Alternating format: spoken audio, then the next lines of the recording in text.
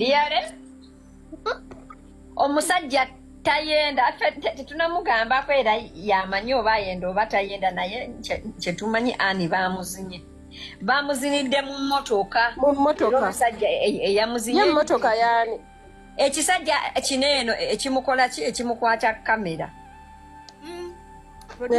bannange ani ndi musanyufu era nkuwagira era ani oyina waneeno omuwagizi nsanyuka nnyo buli wempulira mbuno omwana omuwala ali mu bufumbo bamuzinye kuba bannanga abasajja abafumbo nga bazina bannanga abasajja abafumbo basabiriza abali ku ground abatanaba buyingira ffe tubala bani abasajja abafumbo and they are so hungry for sex. I don't know why. Basabiriza boogerera abakazi baabwe bannange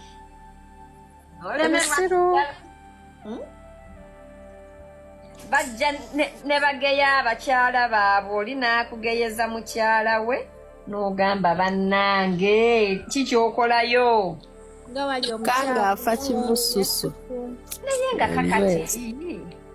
kakati ani agenda tugamba ki mwemuloza ani agenda tugamba ki nga akomyewo tugenda kukolako interview otunnyonnyole mukazi wo nga we yayenze tuyina okugusa ensonga ka video kafulumye nga bamulya oba bamukutte nga bamulya Sb4 nakubira awo abantu nga yenna afeesa ewaka mu parking kuku mu parking yokumore ewaka bannange mulimu olwedde oli amukwata ebifaananyi abakolera ku mirimu ate nga oyo omusajja aludde nga amulya ab'oku station bonna abadde bakimanyi mubuuzeeko oyo nantume nantume ebyo byayagala abadde nga amuwa zimufunza olumala omulya nga amugamba nanti kati bwonodde ewaka ng'omiima kati naye kayeyagale mukazi wattu yakaaba obwedda eno wanoonya abaana eno omusajja wamumanyira naye Sb4 nga amanyidde mukazi oyo ne betutamanyi bonna abalidde ne betutamanya ng'alinga alaga nti ayinteera ayamba muyambe kaba kimukole mukwano oyo omusajja bannange nze wenakwatibwako oyo omukazi bambi ennaku ezo scenarios z'emmotoka mama fina we yali yagulira oli emmotoka ninga ba mukazi watwawo nkugambye nga tebava Dubai tebava ku nnyonyi bagende muneri nga mukazi watwali waka jukira yalina stress y'okuzaala omusajja naye mfe kyemubeererawo amumanyira amulaga nga yamuyamba okubeera naye kakirabe kakati ani kikisajja oba wali okyagala ekisajja sekiganda bulala kisajja kirina embalabe kisajja kyagala abakazi abakulu bannamwandu tekirina na ssente kweggamba olemwa kirina ssente ekisajja kikaddeyideyi owa ensonga za mutima tewali bya mutima yamulya bulungi yamulyawo nawe lyebbuto wayima nakagunikabulira mu lubuto you see such guys babano n'ebintu byabwe nga binene Sb4 kirabika okusikina mu Luganda. Nalongo mama. Nalongo waitu inawo omwana. Tuli basanyufu bannange mbona ani bamukodde amajanjalo kyemuba mumanya enkya tugenda kusiiba mu ngoye enjeru babadde nga bamukola enkya tugenda bw'oba oli musanyufu enkya tugenda kusiiba mu ngoye enjeru ku street nga tuli basanyufu ya celebrating ani omuzina olaba senga abasajja babafumbo bawasa abaana b'abannaabwe ne babateeka ewaka bo ne balyoka bazina ekyalo mutala ku mutala naye bamumuziniddeko omulundi tayagala wadde bakwateko mu ngalo bamuziniddeko kamukoddwa nnyina akaabyenga bamuzina babadde naawe ani baludde nga bamulya naawe omusajja yamulema n'amawulire n'amutambulirako omusajja alemu atya okufunisa olubuto n'otamwendaako. Alaika yenda bambi ne bigana buganyi. Because she was really desperate ebiseera ebyo. Abajavudde. Nagendako ne wamujja wamuwa eddagala erimufunisa olubuto. Ngani agende wamujja. Ani nagenda wamujja. Oyo mujja we just mufere. Ani olubuto lwa Ani yalufunira ewoli omusajja. There is a clinic called Neogenesis in Uganda. Ani je yafunira olubuto. Neri strainings ekugambye let babu eka babu botafire baddemu ba insulting kakati mugenda kumpulira mugenda kwawula general w'abantu ne general w'amaje abo maliza bwe kiti kaputeni babu notafire saagala buyambi bonna kumwe mbesobolera ne twebaza mukama webale watulaze nti kubalabe baffe ne babu mwa sorry notafire mwali statement yakoze abagwira muri akagambo kanu mu maso gotafire buli munyalwa agenda kusaba passport mugwira walo musajja yali mukulu nnyo mu polisi bamuyitanga Lwego yangamba teri kintu kibinga kuyingira mu office y'omuntu nga yakujajinze dda akulabira mu category yes mu maso gotafire buli munyalwa asaba passport he's a non-Ugandan otafire I dare you kati ntandise ndaga document yo nera gati bajjajjawo bali mu Uganda before 1926 togenda ye awo ntandise totandika mwamba malidi ulira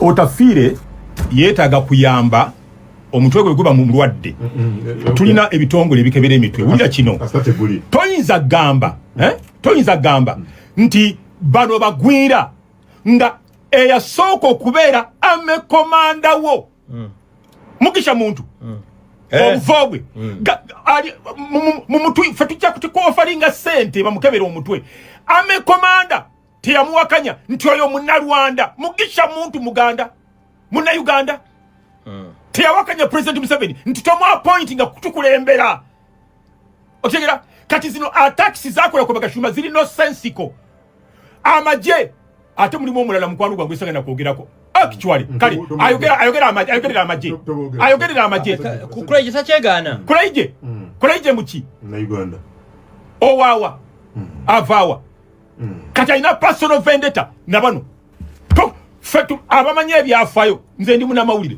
toyinza kugamba nti bano tebasana kubeera bana Uganda kufuna citizenship kulayije taina passport mugisha muntu aina passport ojimoti ate ono ojimoti gachumba kati enkola eri segregated kankongere na kano eri segregated amini go bali bavumirya nti tategeera yawakitange passport mu 74 gopeta swine mu 78 najwa mama wange nze mu 7 nampa passport siba kiri kubanga nze ntanso okufuna passport ku mulembe gwaki gwa mu 7 president mu 7 siba kiri shira sibe bazukulu bajjajja bakitange kati obagamba siba na Uganda otafire nkwegayiridde kodda mukunteeka mukamwa tasobola kubuza naffe kankwa yakalala eggwanga Uganda tulonda mukasambidde omuna Rwanda atukiikirire mu parliament ya East Africa ngoga abantu tebetaka kuba passport mwe dibe mumulete wano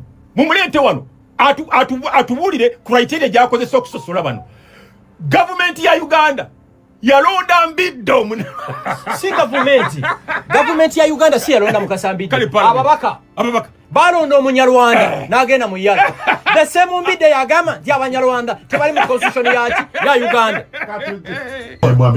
lindako mivulinga tanda bakugenda kubanga tuguddeko bugwi wano nze nakugambye abasajja abali myaka ejo mba respecting nga bazadde baffe okitegeera sisuubira General Kayindo Otafire kuddamu kola such statements. Otafire is a genuine in the military. I got surprised. Otafire ya ina mutabani we omwana omugeze nnyo mukwano gwange nnyo nsisinkanya abantu bangi ayina omwana omugeze nnyo era namukubidde ne munenya sinamufuna General Otafire nkusaba busabi you are genuine in the military, you are not a social general. He's a respected leader. Yes olokuba baludde mu bifo bino Mubarak oyo president wa Egypt kinyozi we yamusalanga enviiri yamubuuza nti mu Kairo muno mulimu omuntu atasobola kwegulira mugaati comfort zone ejikola ki ogitegeera ye yaba mbidde kubanga mbidde abadde mubaka we yala ayino kubanga ina passport mifo ya green actually mbidde ne muloka javuga eriko namba z'ababaka baki ba yala ensonga muzino muziveemu kubanga zabanaku sagala confrontation na basajja bana ababiri kubanga otafiire mwesobolera babu mwesobolera bado botafiire babu sagala buyambi bonna omujeno omuyalimba ko parliament ekankubuuze sagala awo batandise okulumba sagala but they're powerful people. Yes sir. Emma wanetebe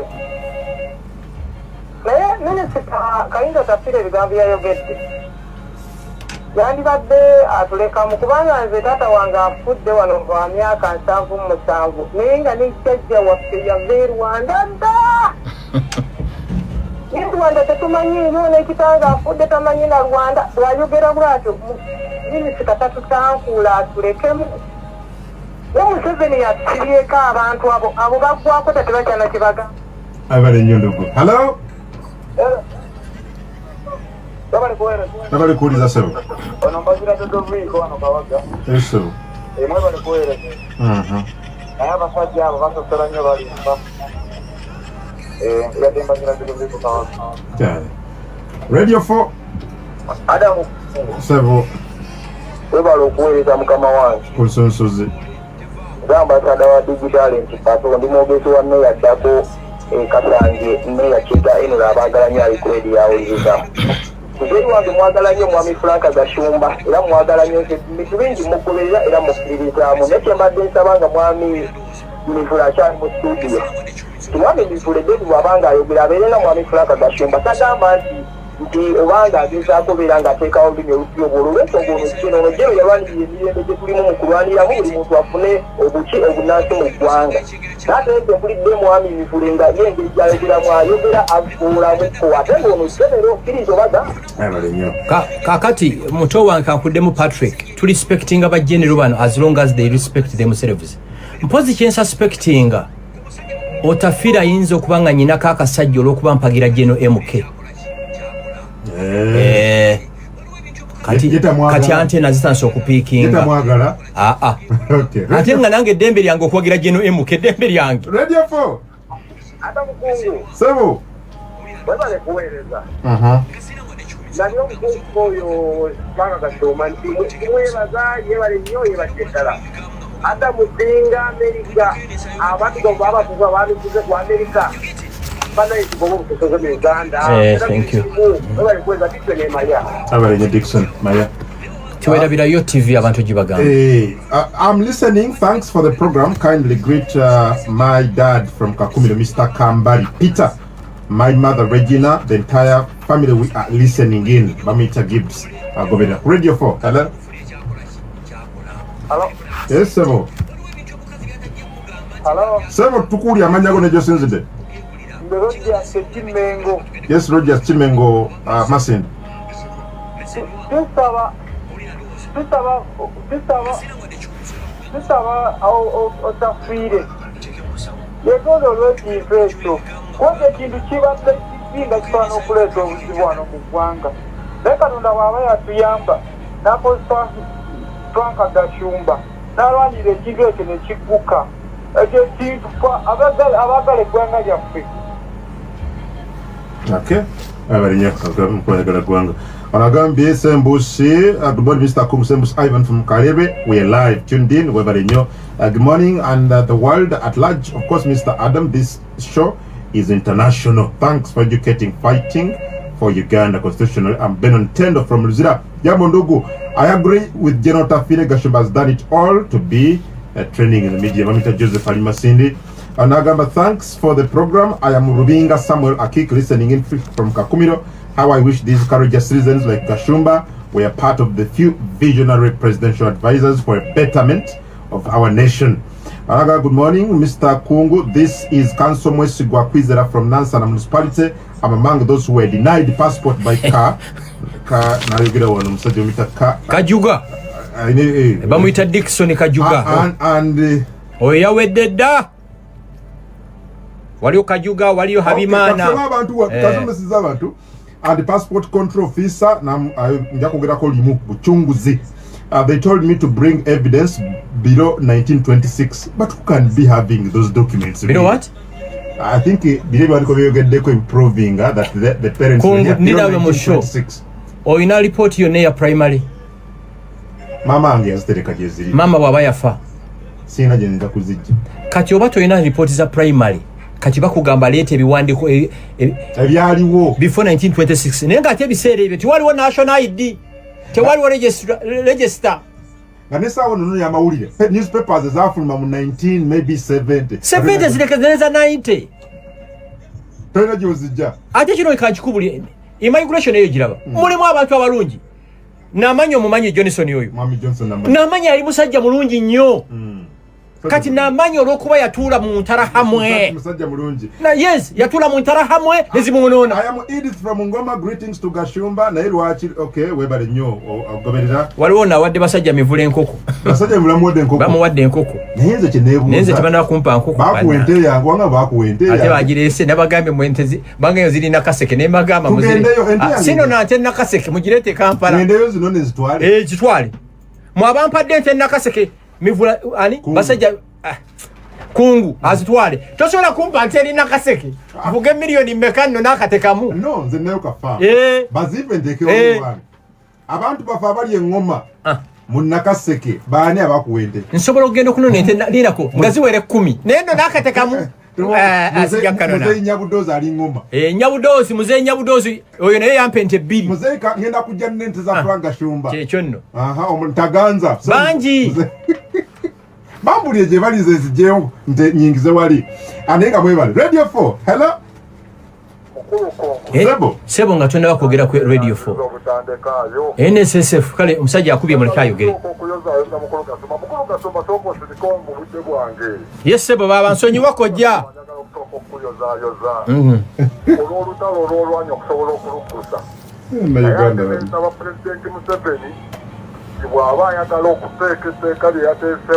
waliwo mpaddemu embalaasi ne tugyogedde okunsiku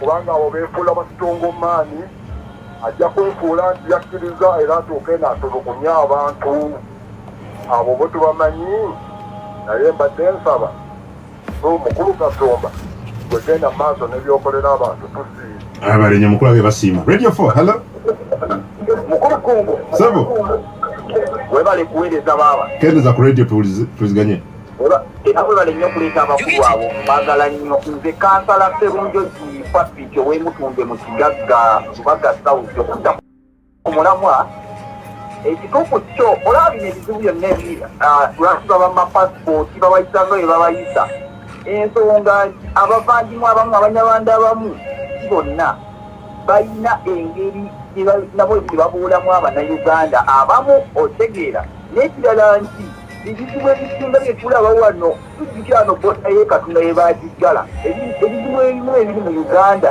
bireeterwa abantu nga bano ontegeera ensonga eyo abali nnyo ndogo nze nsaba beetwale mpaka gyekinaggwera yowasi wali kiwololo banagaba thanks Mr. Kung for hosting my mentor Mr. Gashumba. I am tuned in Youth Councillor Tom Wananda Saurembo Mugaga agambye kwali agoberera mwami Gashumba Kajambo atono naita wano kumukutugwa X omulala agambye thanks for the show it can be good combination Gaspasajja Mivula and Gashumba tujja kunyumirwa Sunshine Bowazi na Mungona Luyinda kale bekiwulidde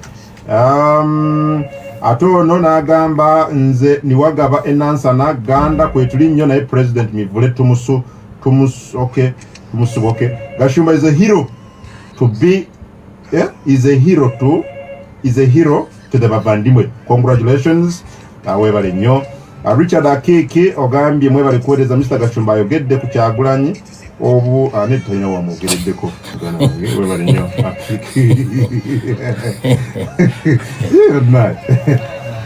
kale webale nnyo mugana nga agoberera n'abalamwe n'abasinza paka ndooza mwami Gashumba tumaliriza bwe nti mwe nga Banyarwanda oba abavandimwe Indigenous Banyarwanda mwenna gye muli twagala tu dedicating abalungi abatuwuliriza era abatulaba olunaku olwaleero tuchaddeko ewa Sheikh Ashraf Dembe. Sebo sanyusa okubalaba amannya agange Seeka Ashraf Dembe akola ku bizibu by'enjawulo. Omuntu singa aba alina ebirwadde tumusomereddwa, tumuwa amazzi ga lukuya nga bw'obadde ogalaba, tugenda abantu ku kyoto ne twokya emizimu emibi egibabaamu n'okulomba edduwa. Abantu singa abeera ng'ali wano atuuse sobola okumulombera edduwa, ne waba atatuuse nga mpadde amannya ge naye ng'ali wala. Neetaase ennamba yange yeeno eri 0701763711.